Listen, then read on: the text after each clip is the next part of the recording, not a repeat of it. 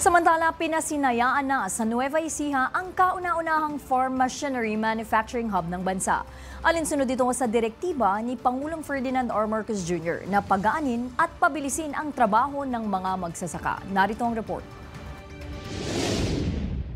Sa pangunguna ni Pangulong Ferdinand R. Marcos Jr., formal nang sinimulan ang pagtatayo ng Korea Agricultural Machinery Industry Complex sa Barangay Kalikid Sur, Cabanatuan City, Nueva Ecija. Ito ang unang pasilidad sa bansa na magpoproduce ng farm machinery na magpapagaan at magpapabilis ng trabaho ng mga Pilipinong magsasaka.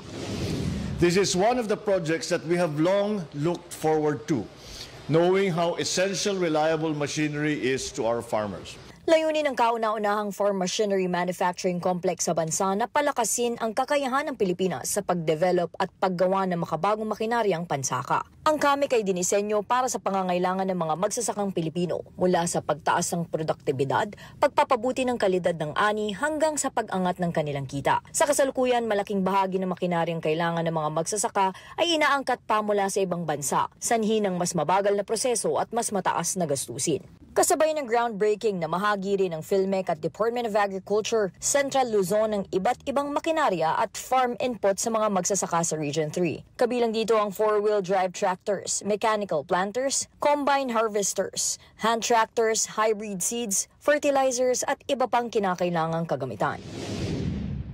We hope these machines will lighten your load. Never naman mangyari na magiging madali ang pagsasaka. Pero sana mapabilis ang trabaho ninyo at sana naman ay mapagaang ang inyong trabaho.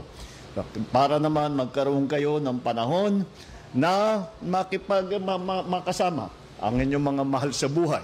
Imbes na nandun kayo sa bukid na nagtatrabaho, ay nandyan kayo sa kasama ninyo yung inyong pamilya.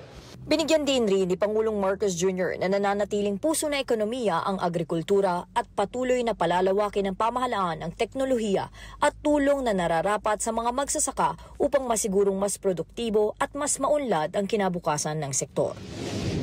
Nagpapasalamat kami sa ating Pangulo at naibigay na niya yung hinihiling namin para gumaan naman ang aming pamumuhay, lalong-lalo na matulungan namin ang aming pamilya.